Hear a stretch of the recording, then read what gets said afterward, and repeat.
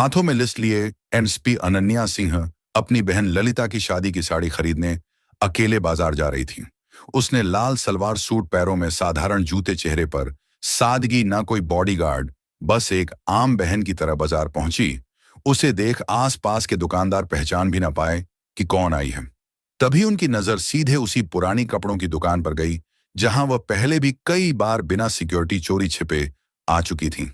SP Ananya धीरे धीरे दुकान में दाखिल हुई। दुकान बड़ी नहीं थी, लेकिन चारों तरफ रंग बिरंगी साड़ियों के थान सजे थे।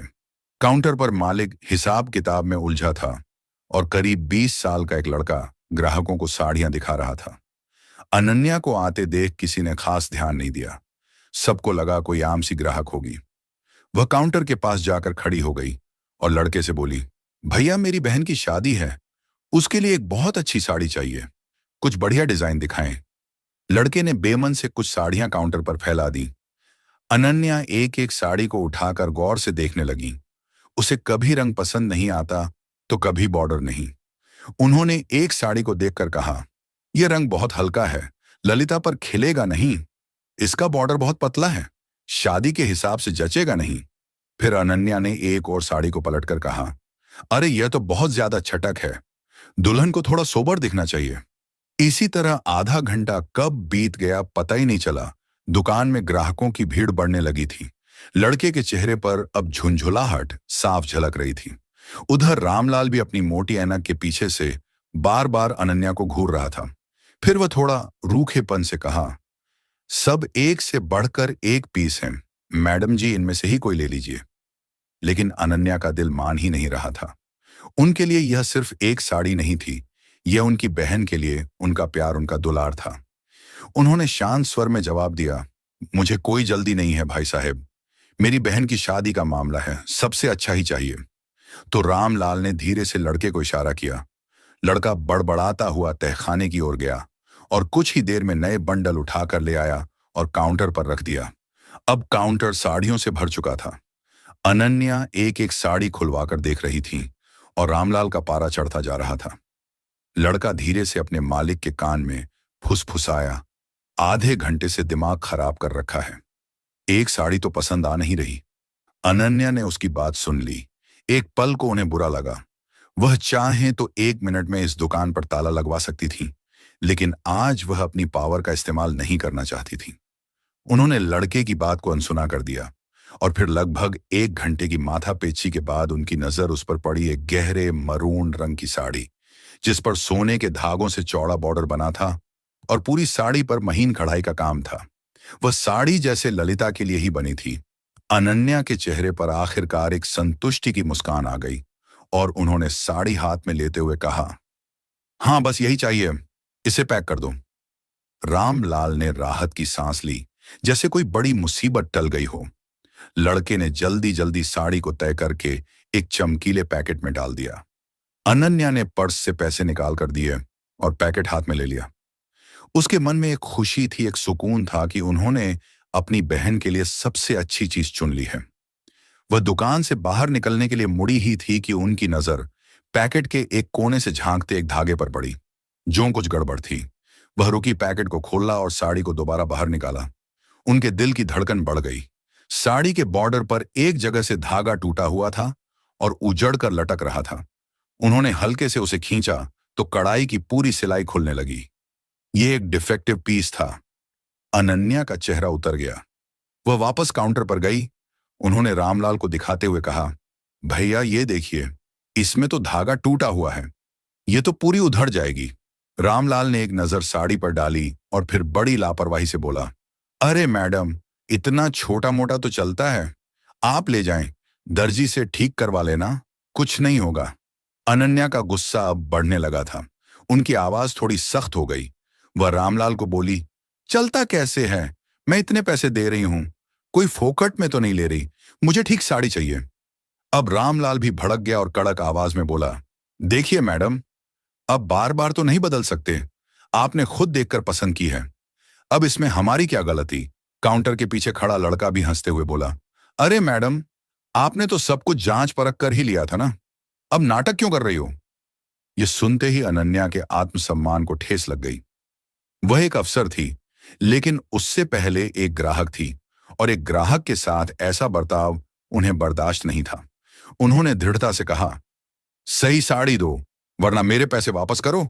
रामलाल ने आंखें तरेर लीं और बोला, पैसे वैसे वापस नहीं होंगे, ज्यादा ड्रामा मत करो यहां पर। अब तक दुकान में खड़े बाकी ग्राहक भी तमाशा देखने लगे थे। कानाफूसी शुरू हो गई थी। दुकान के अंदर का माहौल गर्म हो चुका था। अनन्या ने आवाज ऊंची करके बोला, दुकानदारी ऐसे नहीं चलती है, मैंने पूरा पैसा दिया है, या तो सही कपड़े दो या पैसे वापस करो। रामलाल ने चिल्लाते हुए बोला, क्यों बहुत बड़ी अफसर समझती हो? क्या खुद को तुम्हारे जैसे लोग रोज आते हैं? चलो भागो यहां से। यह सुनते ही अनन्या ने गुस्से में साड़ी का पैकेट काउंटर पर पटक दिया। भीड़ अब और बढ़ गई थी। लड़के ने पीछे से एक और तीर छोड़ा। अब शुरू हो गया इनका ड्रामा। अनन्या ने उसे घूर कर देखा। उनकी आंखों में वह सख्ती थी जो बड़े बड़े अपराधियों को भी चुप करा देती थी, लेकिन यहां कोई उन्हें पहचानने वाला नहीं था। रामलाल ने गुस्से में अपनी जेब से मोबाइल निकाला और चिल्लाते हुए बोला, ज्यादा हंगामा मत करो वरना मैं अभी पुलिस को फोन करता हूं। वह बताएगी तुम्हें कि धौंस कैसे जमाते हैं। अनन्या के चेहरे पर एक व्यंग्यात्मक मुस्कान आई। हाँ कर लो, बुला लो पुलिस को, हम भी तो देखें तुम्हारी पुलिस क्या करती है। रामलाल को लगा कि वह डर नहीं रही है। उसने तुरंत थाने का नंबर मिलाया और स्पीकर पर डाल दिया। हेलो थानेदार साहब, गुप्ता साड़ी भंडार से बोल रहा हूं। यहां एक औरत बिना वजह झगड़ा कर रही है, दुकान में हंगामा मचा रखा है, जल्दी किसी को भेजिए। फोन करते ही भीड़ में फुसफुसाहट और तेज हो गई। अरे इसने तो पुलिस ही बुला ली। अनन्या ने कुछ नहीं कहा। उन्होंने पास पड़ी एक पुरानी लोहे की कुर्सी उठाई और दुकान के गेट पर जाकर बैठ गईं। उन्होंने आसमान की तरफ देखा और एक पल के लिए उन्हें ललिता का चेहरा याद आया, उसकी शादी का सपना याद आया। लेकिन अब यह सिर्फ एक साड़ी की बात नहीं थी, यह उनके आत्मसम्मान की लड़ाई बन चुकी थी। वह पीछे नहीं हट सकती थी। वह उस कुर्सी पर शांति से बैठी थी जैसे किसी तूफान के आने का इंतजार कर रही हो। मन में एक भरोसा था। उन्होंने खुद से कहा, कोई बात नहीं, पुलिस आएगी, मुझे पहचान लेगी और यह सारा तमाशा 1 मिनट में खत्म हो जाएगा। आखिर वह इसी जिले की एसपी अनन्या थी। हर थानेदार, हर दरोगा उन्हें पहचानता था। पूरा पुलिस डिपार्टमेंट उन्हें सलाम करता था। लेकिन शायद किस्मत को आज उनकी परीक्षा लेनी थी। 10 मिनट बाद पुलिस की एक पुरानी जीप धूल उड़ाती हुई दुकान के सामने आकर रुकी। जीप से एक दरोगा विक्रम सिंह और 2 सिपाही नीचे उतरे। दरोगा विक्रम सिंह की तोंद बाहर निकली हुई थी और चेहरे पर एक अजीब सी अकड़ थी। भीड़ उन्हें देखकर किनारे हो गई। रामलाल दौड़कर दरोगा विक्रम सिंह के पास गया। उसने अनन्या की तरफ इशारा करते हुए कहा, साहब यही है, वह औरत बिना बात के झगड़ा कर रही है, हमारी दुकान का माहौल खराब कर रही है। दरोगा विक्रम सिंह ने बिना कोई सवाल पूछे अनन्या को ऊपर से नीचे तक घृणा भरी नजरों से देखा। अनन्या अभी भी कुर्सी पर बैठी थी। उनके चेहरे पर थकान थी, लेकिन आंखों में एक उम्मीद भी थी कि अब सब ठीक हो जाएगा। तभी दरोगा विक्रम सिंह ने गरज कर पूछा, कौन हो तुम, क्या तमाशा लगा रखा है? यहां अनन्या ने शांत होकर जवाब दिया, तमीज से बात करो। फिर उन्होंने कहा, मैं अनन्या सिंह हूं। दरोगा विक्रम सिंह अकड़ते हुए बोला, अनन्या सिंह हो तो क्या हुआ, किसी रानी के खानदान से हो क्या? दरोगा विक्रम सिंह ने बीच में ही उनकी बात काट दी। क्या तुम्हें दुकान में हंगामा करने का लाइसेंस मिल गया है क्या? अनन्या ने एक गहरी सांस ली। शायद तुम्हें पता नहीं है कि तुम किससे बात कर रहे हो। दरोगा विक्रम सिंह जोर से हंसा। हाँ हाँ पता है, अब सबकी मां बनोगी तुम। ज्यादा अकड़ मत दिखाओ, सीधे थाने चलो, वहां तुम्हारी सारी अकड़ निकालता हूं। एक सिपाही आगे बढ़कर अनन्या का हाथ पकड़ने लगा। अनन्या ने उसे घूर कर देखा तो वह एक पल को झिझक गया। यह देख भीड़ में खड़ी औरतें कानाफूसी करने लगीं और बोली, ये तो अच्छे घर की है, पर है बड़ी झगड़ालू। तभी रामलाल ने दरोगा विक्रम सिंह को कंधे से पकड़कर धीरे से दुकान के अंदर ले गया। काउंटर के पीछे ले जाकर उसने अपनी पैंट की जेब से कुछ नोट निकाले और दरोगा विक्रम सिंह की जेब में खिसका दिए। साहब इसको उठा ले जाएं यहां से, उसने फुसफुसा कर कहा, यह हमारा धंधा खराब कर रही है, जो भी खर्चा पानी होगा मैं देख लूंगा। दरोगा विक्रम सिंह ने नोटों पर एक नजर डाली। उसके होंठों पर एक गिरी हुई मुस्कान आई। रिश्वत की गर्मी ने उसकी अकड़ को और बढ़ा दिया। वह भीड़ की तरफ देखते हुए बाहर निकला। अनन्या अब भी उसी कुर्सी पर बैठी थी। वह सोच रही थी, अब तक तो इसने मुझे पहचान लिया होगा, अब यह नाटक खत्म होगा। पर दरोगा विक्रम सिंह ने सिपाहियों को इशारा किया। इस बार दोनों सिपाहियों ने आगे बढ़कर अनन्या की दोनों बाहें मजबूती से पकड़ लीं। अनन्या चौंक गई। यह क्या बदतमीजी है, मेरी बात तो सुनो। दरोगा विक्रम सिंह ने सीटी बजाते हुए जीप की तरफ इशारा किया और बोला, बहुत बोल लिया तुमने, अब थाने चलो, वहीं पता चलेगा कौन कितना बड़ा अफसर है। भीड़ में से किसी ने ताना कसा, देखो देखो बड़ी मैडम बनने आई थी, अब हवालात में चक्की पीसेंगी। रामलाल दूर खड़ा अपनी मूंछों पर ताव देते हुए हंस रहा था। एसपी अनन्या की आंखों में आग जल रही थी, लेकिन उस वक्त उनकी आवाज से ज्यादा भारी था कानून के रखवालों का वह हाथ जो आज एक बेकसूर को पकड़ रखा था। उन्होंने कोई विरोध नहीं किया। वह जानती थीं कि अगर उन्होंने यहां अपनी पहचान बताई तो ये लोग शायद यकीन ना करें और तमाशा और बढ़ जाए। जीप का दरवाजा खुला। सिपाहियों ने उन्हें लगभग ढकियाते हुए अंदर बिठा दिया। जीप का दरवाजा बंद हुआ और उनकी इज्जत, उनका पद, सब कुछ उस बंद दरवाजे के पीछे कैद हो गया। गाड़ी जैसे ही गली से बाहर निकली, रामलाल ने राहत की सांस ली और अपनी दुकान का शटर गिरा दिया। धंधा फिर से अपनी रफ्तार पकड़ लेगा, लेकिन एसपी अन्या सिंह की इज्जत को थाने के रास्ते पर घसीटा जा रहा था। पुलिस जीप धूल उड़ाती हुई थाने के गेट पर आकर रुकी। यहां बाजार की भीड़ तो नहीं थी, बस कुछ मुजरिमों के रिश्तेदार और पुलिस वाले थे। माहौल में एक अजीब सी उदासी और खामोशी थी। दरोगा विक्रम सिंह जीप से उतरा और एक सिगरेट सुलगकर कश लेने लगा और सिपाही ने जीप का दरवाजा खोले और अनन्या को बाहर खींचकर निकाला गया।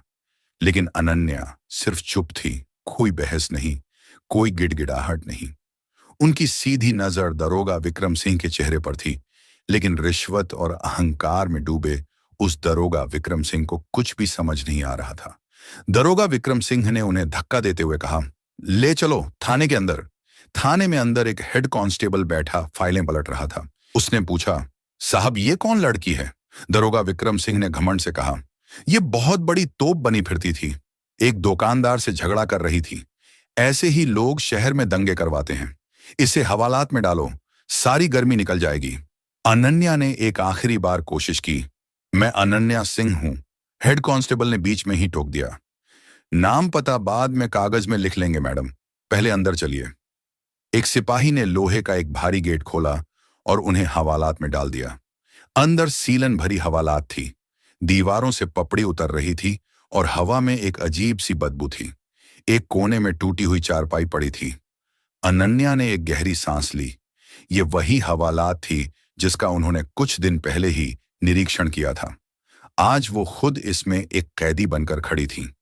दरोगा विक्रम सिंह ने बाहर से ताला लगाया और जोर से हंसा और बोला, अब बनो अफसर और रानीबाई।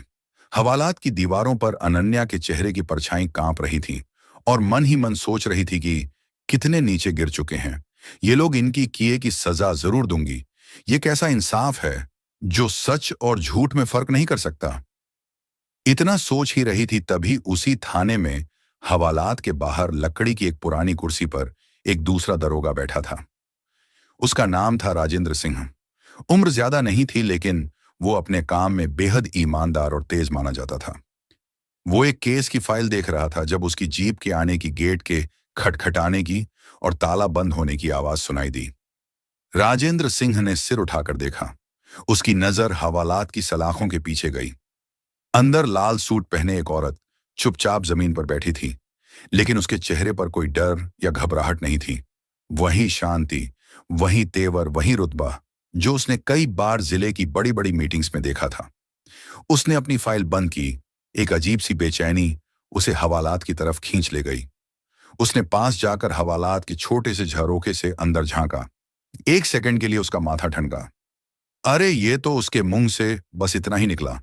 उसने पास खड़े एक सिपाही को इशारा किया। ये कौन है, किस केस में लेकर आए हो? सिपाही ने हंसते हुए पूरी कहानी बता दी। साहब एक दुकानदार से झगड़ा कर रही थी, दरोगा विक्रम सिंह साहब पकड़ लाए, कह रहे थे बड़ी अफसर बनती थी। राजेंद्र ने उसकी बात पर ध्यान नहीं दिया। उसकी आंखें सीधे अंदर देख रही थीं। तभी हवालात में बैठी अनन्या ने भी नजर उठाकर उसे देखा। एक पल के लिए दोनों की आंखें मिलीं और अगले ही पल राजेंद्र का खून सूख गया। वह समझ गया कि कितना बड़ा बवंडर आ चुका है। यह कोई आम औरत नहीं है, यह पूरे जिले की एसपी अनन्या सिंह है। वह सिपाही पर दहाड़ा, यह कोई मजाक नहीं है।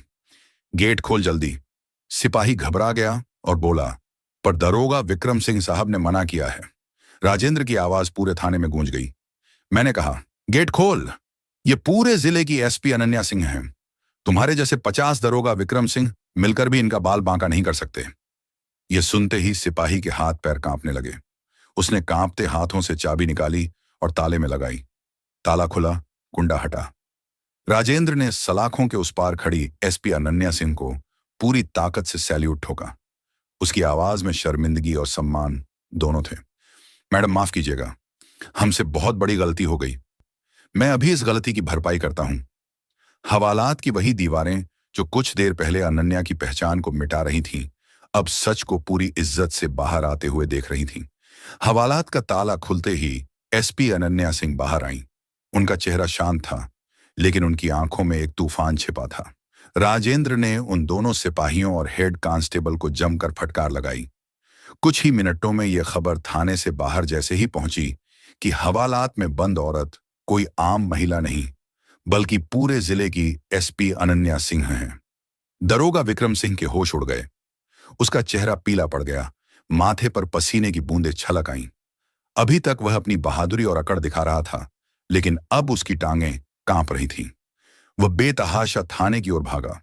सीढ़ियां चढ़ते हुए उसके पैर फिसल रहे थे, सांसें तेज हो गई थीं। कमरे का दरवाजा खोला तो सामने वही दृश्य था। हवालात खुल चुकी थी। एसपी अनन्या सलाखों से बाहर आ चुकी थी। चारों तरफ पुलिस वाले खामोश खड़े थे, जैसे किसी अपराध पर गवाह हों। दरोगा विक्रम सिंह ने जैसे ही अनन्या को देखा, उसकी आंखों में खौफ उतर आया। वह दौड़कर उनके पैरों में गिर पड़ा। माफ कर दीजिए मैडम, मुझसे बहुत बड़ी गलती हो गई। मैं आपको पहचान नहीं पाया। आप चाहें तो जो सजा दें मैं झेल लूंगा, बस मुझ पर दया कर दीजिए। उसकी आवाज कांप रही थी, हाथ जोड़कर गिड़गिड़ा रहा था। पूरे थाने में सिर्फ उसकी हून हारती हुई आवाज गूंज रही थी, लेकिन अनन्या का चेहरा शांत था। उनकी आंखों में गुस्सा नहीं, बल्कि एक ठंडी शक्ति थी, वह शक्ति जो अपराधी को पिघला दे। उन्होंने धीरे से कदम पीछे हटाए, उसकी ओर देखा और कड़क आवाज में कहा, तू सोच रहा है कि गिड़गिड़ाने से तेरी गलती माफ हो जाएगी? याद रख, यह कुर्सी कोई सौदा नहीं है जो रिश्वत और डर से बच जाए। यह जिम्मेदारी है और तूने उस जिम्मेदारी को पैसों और झूठे अहंकार के नीचे कुचल डाला।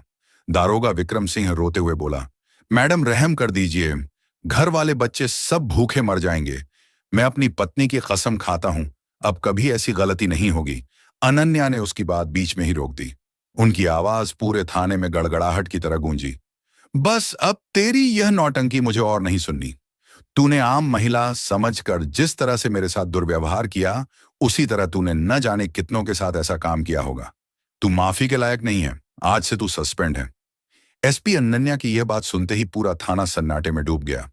दारोगा विक्रम सिंह वहीं जमीन पर गिरा, सिर पकड़कर सुबकने लगा।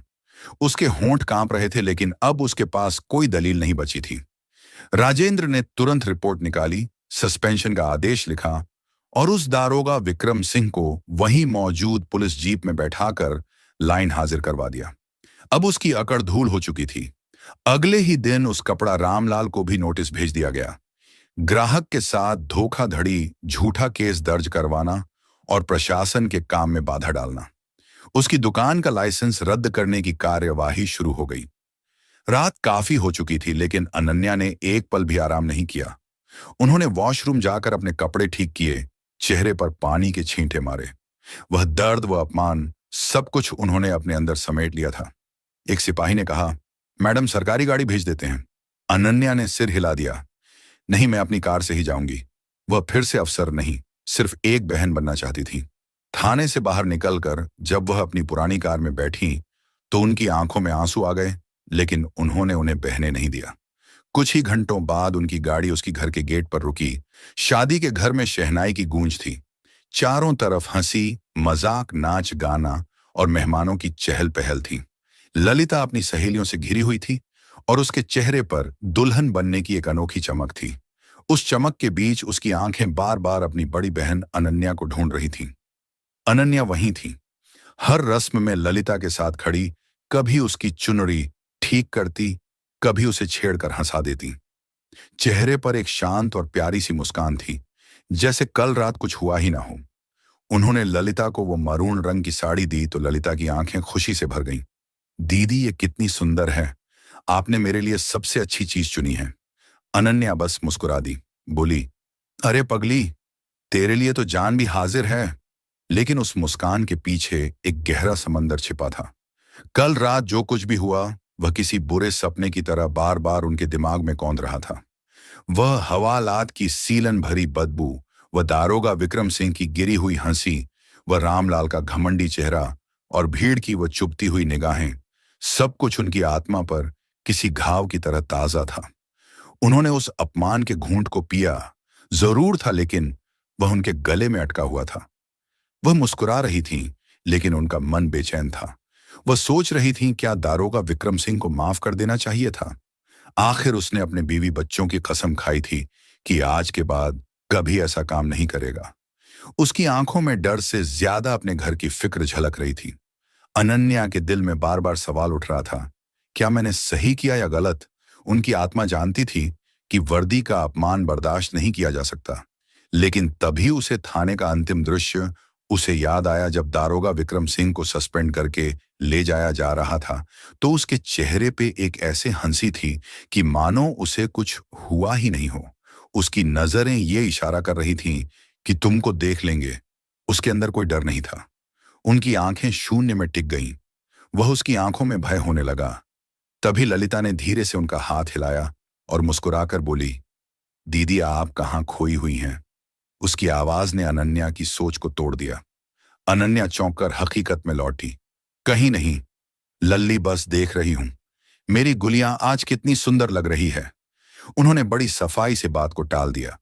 वह अपनी बहन की जिंदगी के सबसे बड़े दिन में किसी भी तरह की कड़वाहट भूलना नहीं चाहती थी।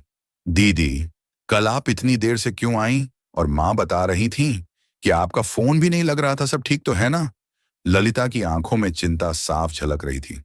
अनन्या ने एक गहरा सांस लिया।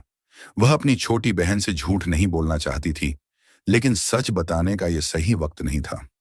हाँ, सब ठीक है, बस एक जरूरी ऑफिशियल काम में फंसी थी, लेकिन देख, मैंने अपना वादा पूरा किया, तेरी साड़ी ले आई। रात को जब सब लोग संगीत और नाच गाने में डूबे थे, अनन्या अकेले छत पर चली गई। ठंडी हवा के बीच उसने राजेंद्र को फोन किया और बोला, मुझे दरोगा विक्रम सिंह और दुकानदार रामलाल की पूरी जानकारी चाहिए। राजेंद्र ने भरोसा दिलाया, सुबह तक रिपोर्ट दे दूंगा। अगले दिन हल्दी की रस्म के बीच फोन आया। राजेंद्र ने बताया, रामलाल के कई धोखाधड़ी के केस दबाए गए हैं और दरोगा विक्रम सिंह एमएलए भैरव सिंह यादव का खास आदमी है। अवैध शराब, जमीन कब्जा, वसूली सब उसी के लिए करता है। अनन्या ने सब जोड़ लिया तो रामलाल भी उसी के नेटवर्क का हिस्सा है। शाम होते ही बारात की खुशी पर अचानक साया छा गया। एक जीप से कुछ गुंडे कूदे और पंडाल के बाहर खौफ का तूफान उतर आया। उनके लीडर मंगल ने चिल्लाकर शादी रोकने को कहा, रोको ये शादी।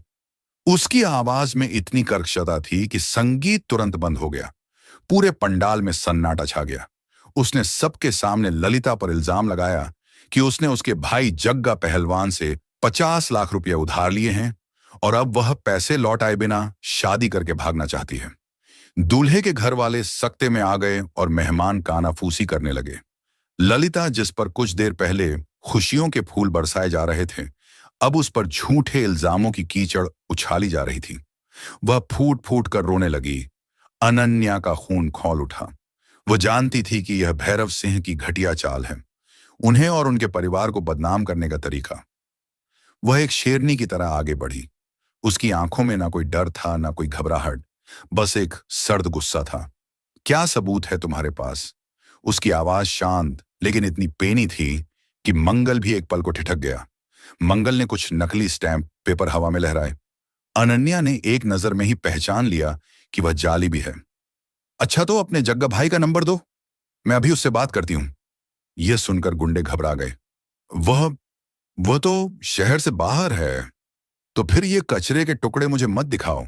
अनन्या ने कागज छीनकर उसके मुंह पर फेंक दिए। अब तुम्हारे पास दो रास्ते हैं, या तो चुपचाप यहां से निकल जाओ, या मैं अभी फोर्स बुलाकर धोखाधड़ी, मानहानि और एक पब्लिक सर्वेंट के परिवार को धमकाने के जुर्म में तुम सबको अंदर करवा दूंगी। पब्लिक सर्वेंट का नाम सुनते ही गुंडों के होश उड़ गए।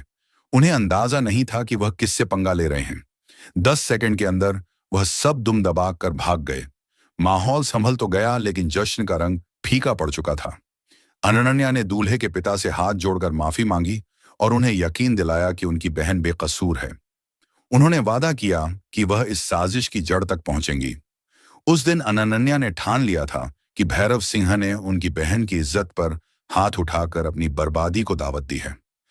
ललिता की विदाई के बाद घर की खामोशी अनन्या के गुस्से को और बढ़ा रही थी। अगले ही दिन उन्होंने सबसे पहले रामलाल को गिरफ्तार किया। सरकारी गवाह बनने का दबाव डाला। डर के बावजूद रामलाल चुप रहा, लेकिन जब उसने देखा कि अनन्या ने भैरव सिंह के दाहिने हाथ जगह का पहलवान के अवैध जमीन कब्जों पर बुलडोजर चलवा दिया, करोड़ों का गैर कानूनी निर्माण मिट्टी में मिला दिया और 20 गुंडों को गिरफ्तार कर लिया, तब रामलाल टूट गया। उसने भैरव सिंह के राज खोले, बताया कि एक काली डायरी है जिसमें हर रिश्वत, हर धंधे का पूरा हिसाब लिखा है। वह डायरी उसके फार्म हाउस में छिपी थी। अनन्या ने आधी रात को ऑपरेशन धर्म चलाया। बिना सायरन और रोशनी वाली पुलिस गाड़ियां फार्म हाउस पहुंची। दरवाजे तोड़े गए, गार्ड्स हथियार डालने पर मजबूर हुए। अनन्या सीधे भैरव सिंह के कमरे में पहुंची। नींद से चौंक कर वह चिल्लाया, एसपी अनन्या, तुम्हारी हिम्मत कैसे हुई? अनन्या ने सर्च वारंट उसके चेहरे पर फेंकते हुए कहा, कानून को काम करने के लिए इजाजत की जरूरत नहीं होती। फार्म हाउस की तलाशी में करोड़ों की नकदी और वह काली डायरी बरामद हुई। अनन्या ने डायरी उठाकर ठंडी आवाज में कहा, खेल खत्म। एमएलए साहब। भैरव सिंह उसी रात गिरफ्तार हुआ। अगले दिन मीडिया में डायरी और गवाही के सबूत पहुंचे। अदालत में रामलाल की गवाही और डायरी के पन्नों ने पूरा गिरोह सलाखों के पीछे पहुंचा दिया। शहर ने बरसों बाद चैन की सांस ली। अपराध का साम्राज्य ढह चुका था। शाम को ललिता ने छत पर अनन्या से कहा, दीदी, मुझे आपके लिए डर लगता है। अनन्या मुस्कुराई, उसका हाथ थामा और बोली, मैं अकेली नहीं हूं लल्ली, मेरे साथ कानून है, सच्चाई है और तेरी दुआएं हैं। ये वर्दी सिर्फ कपड़ा नहीं, एक कसम है, और मैंने अपनी कसम निभाई है। डूबते सूरज की रोशनी में उनकी वर्दी चमक रही थी। ये वर्दी अब सिर्फ वर्दी नहीं, बल्कि इंसाफ और इज्जत की जीत की पहचान बन चुकी थी। तो दोस्तों, यह कहानी केवल मनोरंजन और शिक्षा के उद्देश्य से बनाई गई है। इसमें दिखाए गए सभी पात्र, घटनाएं और संवाद काल्पनिक हैं। किसी भी वास्तविक व्यक्ति, संस्था या घटना से इनका कोई संबंध नहीं है। कृपया इसे केवल कहानी के रूप में देखें और इसका आनंद लें। हम किसी की भावनाओं को ठेस पहुंचाना नहीं चाहते हैं। अगर आपको यह कहानी पसंद आई हो तो इसे लाइक करें और ज्यादा से ज्यादा लोगों तक शेयर करें। कमेंट करके बताएं कि आपको सावित्री का कौन सा कदम सबसे अच्छा लगा, और हमारे चैनल को सब्सक्राइब करना न भूलें, क्योंकि हम आपके लिए ऐसी ही प्रेरणादायक कहानियां लाते रहेंगे। धन्यवाद।